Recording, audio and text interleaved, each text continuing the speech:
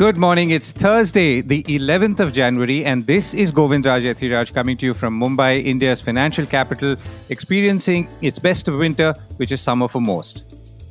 Our top stories and themes for the day: the 10th Vibrant Gujarat Summit sees major manufacturing announcements. Japanese markets hit a 34-year high, even as Indian markets recover. Information technology hirings in the United States hit a speed breaker. Will India follow? Global air traffic is now at 99.1% of pre-pandemic peaks. And Boeing's CEO says they made a mistake.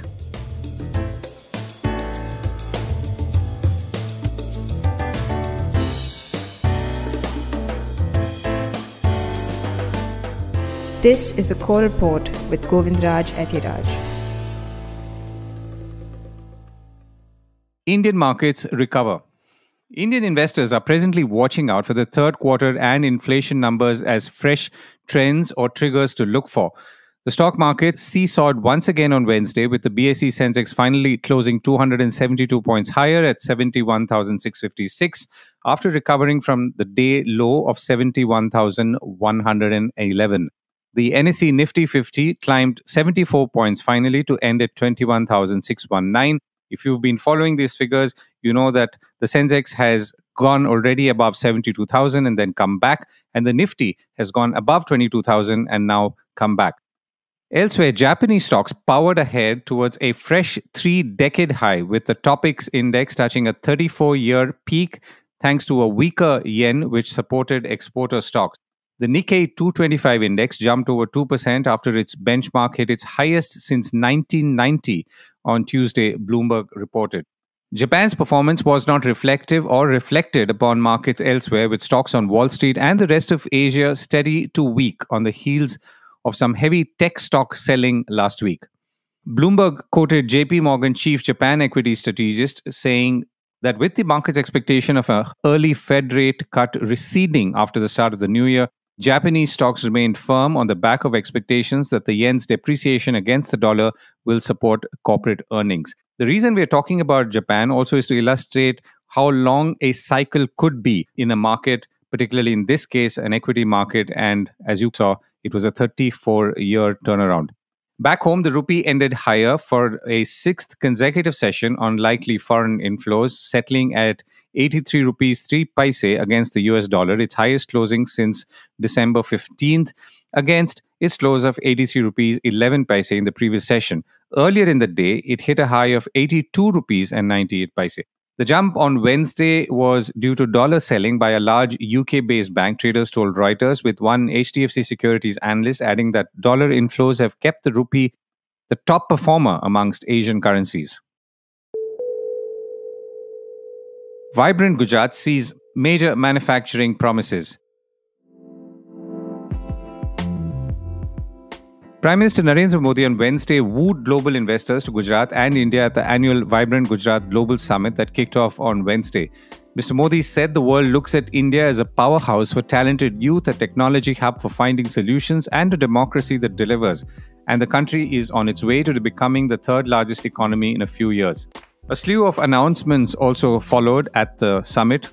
Steel major ArcelorMittal founder Lakshmi Mittal said that they would build the world's single biggest steel manufacturing factory at Hazira in Gujarat by 2029.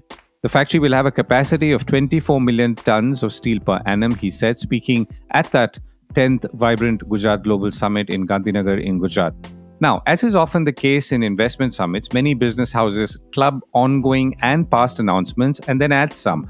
ArcelorMittal being a good example, though other companies appear to have announced fresh investments, and I'll come to that in a moment. Now, Arcelor has roughly got a 7 million ton steelmaking capacity apart from power and a captive port, all of which it acquired from SR Steel via a bankruptcy proceeding in 2019.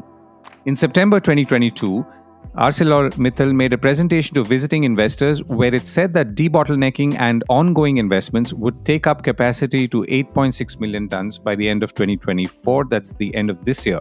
It then said that it was targeting about 15 million tons of crude steel capacity by the first quarter of 2026, which is 2 years from now, and then revealed the option of increasing capacity further to 20 million tons. Now, this just to remind you, was in September 22. So now back to Wednesday, Mittal said that ArcelorMittal had signed MOUs with the Gujarat government for phase 2 of the Hazira plant in the summit. He also said the Prime Minister had done a Bhumi Puja, or an inauguration, for the first phase of the plant in 2021, and construction is going on as per schedule for commissioning in 2026. So it would appear to me that there is an extra 4 million tons added to the 20 million tons already listed as an option in the 2022 presentation to investors.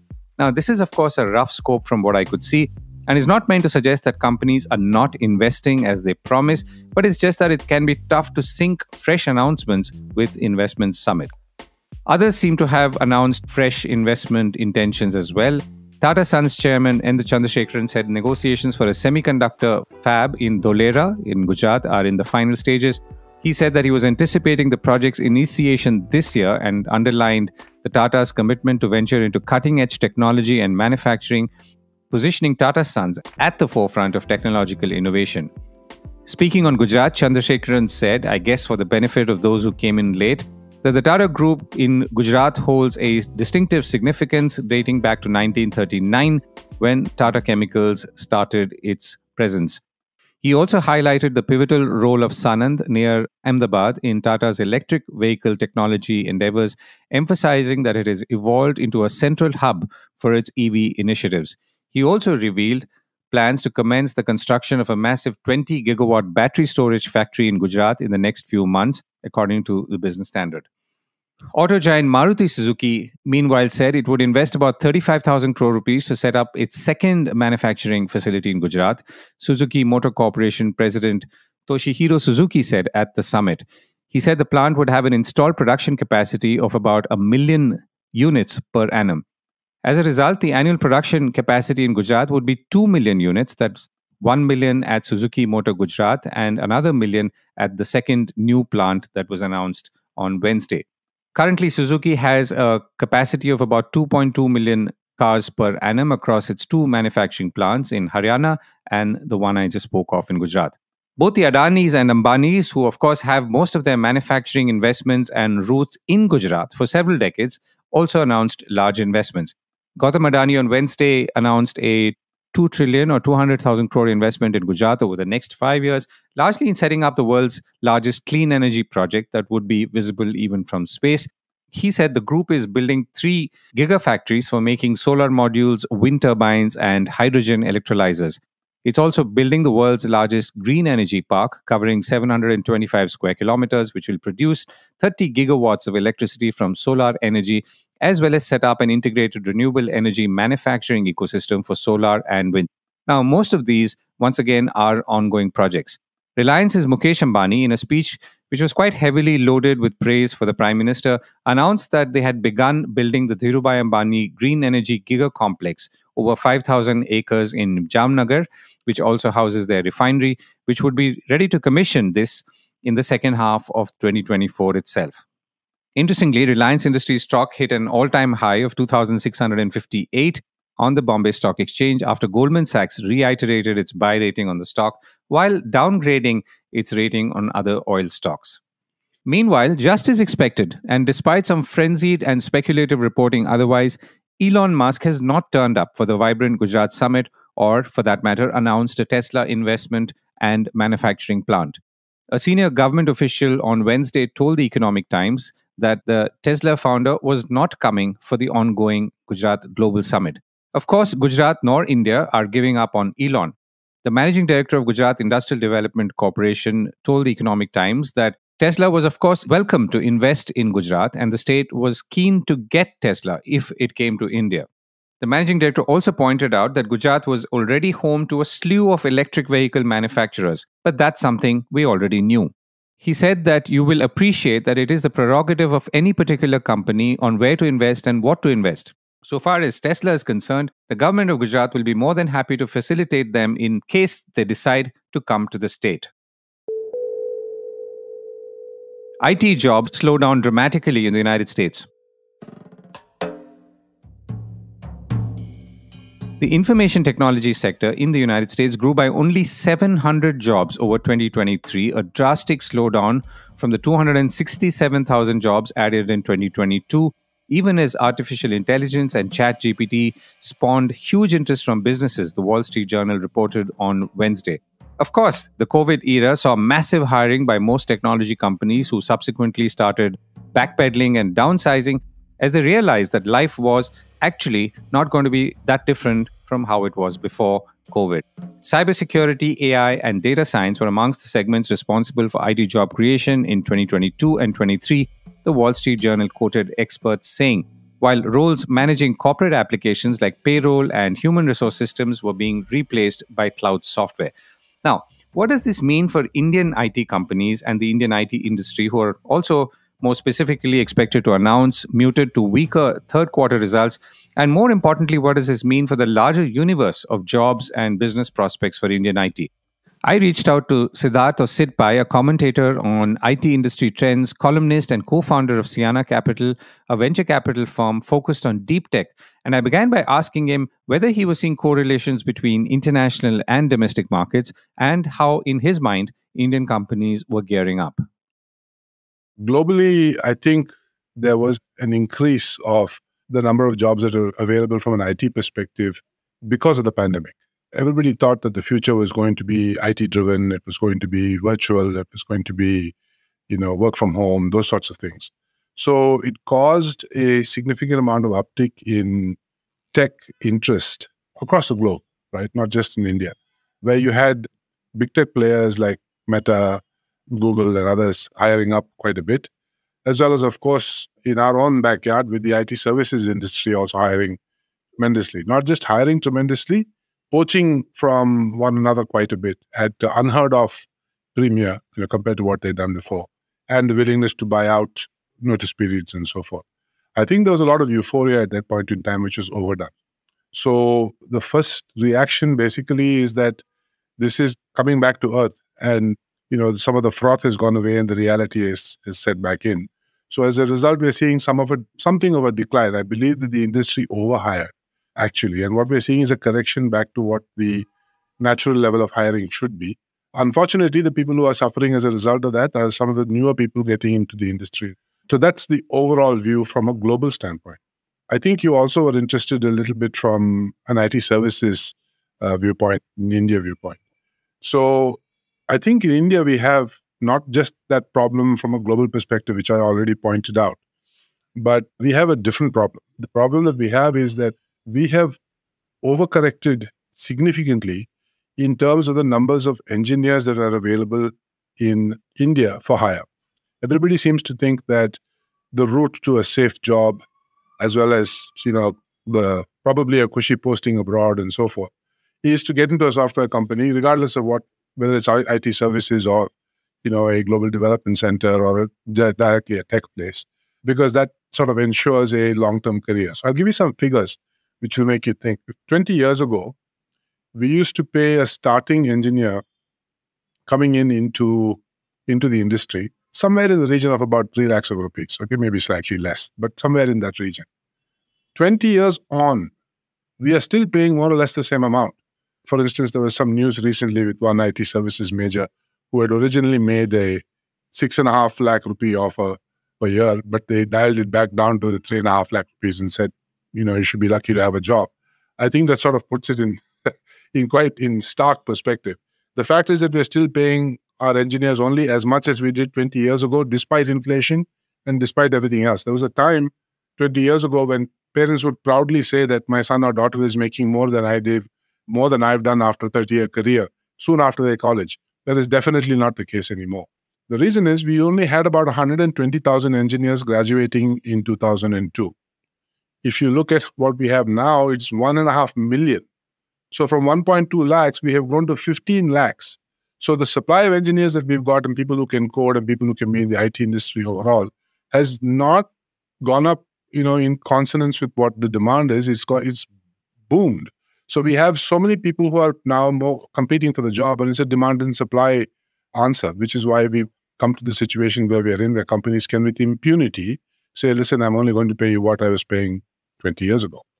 So in India, we have a variation on that theme, which is the problem of not only is there settling demand, which I talked about from a global perspective, we also have this oversupply of engineers and computer engineers who are available. And so therefore, it's a difficult situation. As you look ahead, Sid, how are you seeing the prospects for the industry? I mean, when I say prospects for the industry, one is on the demand side, which of course the projections are that 2024 is not going to be so good, including in banking and finance, retail, and so on in the Western markets. But also from the ability of Indian companies to do well and to deliver the kind of performances they've been delivering consistently for so many years. Basically, I think what's happened over the last year or so is with the move in Gen AI, as we've seen, most companies are taking a little bit of a pause because they don't completely understand how much impact this could have on their existing workforce. Now, my opinion of Gen AI is just it's not necessarily panacea to all ills. But having said that, and it's just basically an autocomplete engine, if you ask me. I have reasons why I say that. I've worked in AI, for very many years. With some of these first algorithms more than 30 years ago with an offshoot of Carnegie Mellon University, Carnegie. But having said that, though, it's quite powerful in terms of what it can actually accomplish. And you don't necessarily need the same level of human effort anymore as a result. Now, it might not have everything perfect, but it does become a huge productivity uptick in terms of what it can bring to the bottom line. So if you can manage to get intelligent automation, which is what this is, taken care of, then that means that probably the number of people you have performing your processes, or even for that matter, writing code for you, don't need to be as many as you have today. So there is a period of settling that's happening. In addition to the euphoria coming down, there is also this Gen AI that's come up on the other side, which is now saying, okay, we need to figure out exactly where this thing is going to settle.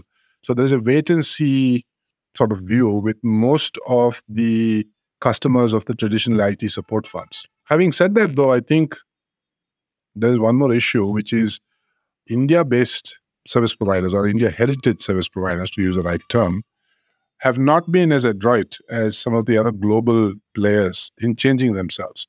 So one great example, I know it's a tired one, but nonetheless it's worth giving, is if you look at Accenture, they have a business unit called Accenture Song, which is essentially an agglomeration of some 40 plus acquisitions they've done over the last few years in marketing technology. So today, the world's largest creative marketing agency, and Accenture is. And the revenue for that single business unit from Accenture is about $18 billion, which is larger than Infosys. And if you look at their ability to have actually moved their people into working with these new technologies, and by the way, that's where the leading edge really is in bringing customers home. So therefore, marketing is the most important. These guys have really transmuted themselves into a completely different entity than they used to be. And they're very, very flexible. I mean, they've done this before. They went from 250 people in India about 2022 2 years ago to having many more people in India than they have in the US, which is a sea change for an organization like that. I question the capability of our Indian service providers, Indian heritage service providers, to pull off similar feats. Accenture has done it 3 or 4 times. First moved to an outsourcing company, then became an offshoring company, now has become a marketing company. I mean, this kind of agility, we simply don't have among India heritage providers. So I think they're going to see a little bit more carnage, to be honest, get the worst side of what's coming out. Because today's IT spender is not the traditional CIO, which is where the Indian firms focus. It is the marketing manager, it is the finance manager, it is the factory manager. It's a bunch of people who are actually heading up business lines who are making the technology decisions, not some back office CIO. If we have this view that we're going to be the back office to the world and make our money simply by being better value for money, that's not going to be enough. I mean, you gave the Accenture example and the transition that it's made to, in this case, being more of a creative and a marketing company. That's on one side. But equally on the other side, the new customer within the same organization who is no longer the CIO.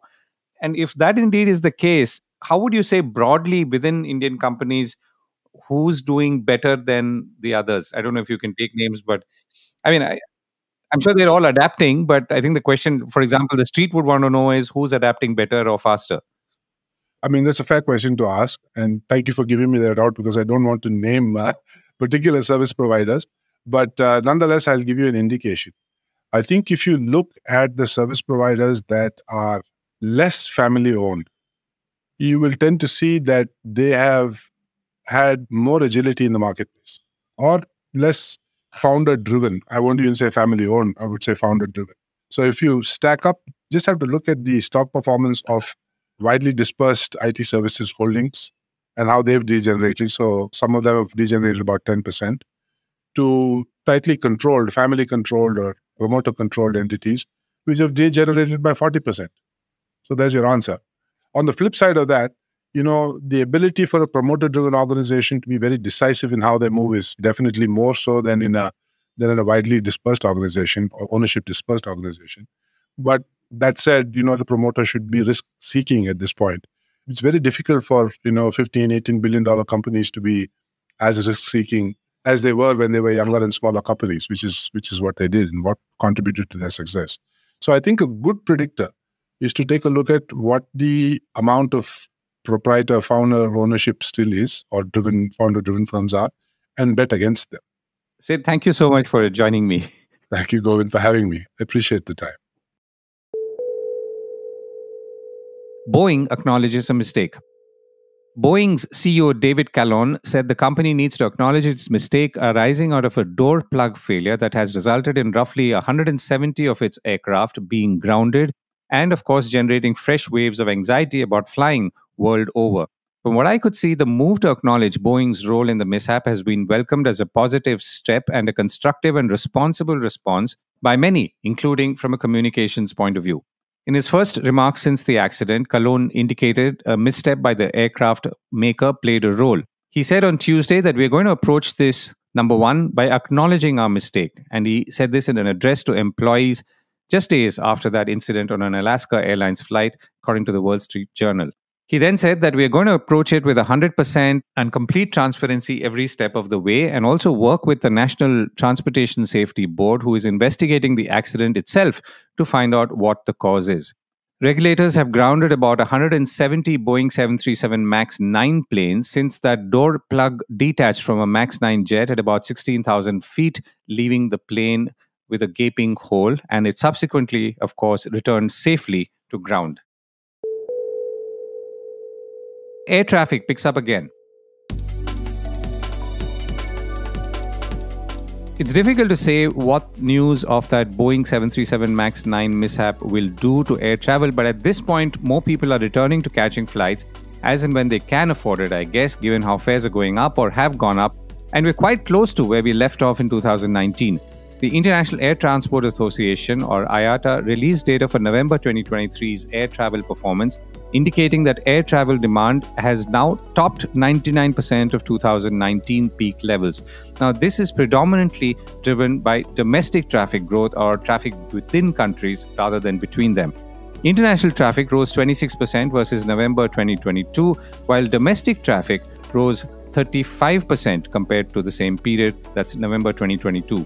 China has seen perhaps the highest growth numbers, also because shutdowns in that country were far more severe. IATA's Director General, Willie Walsh, said that economic headwinds are not deterring people from taking to the skies. International travels remains about 5.5% below pre-pandemic levels, but that gap, he said, is rapidly closing, and domestic markets have been above their pre-pandemic levels continuously since April. That's it for me for today. See you tomorrow.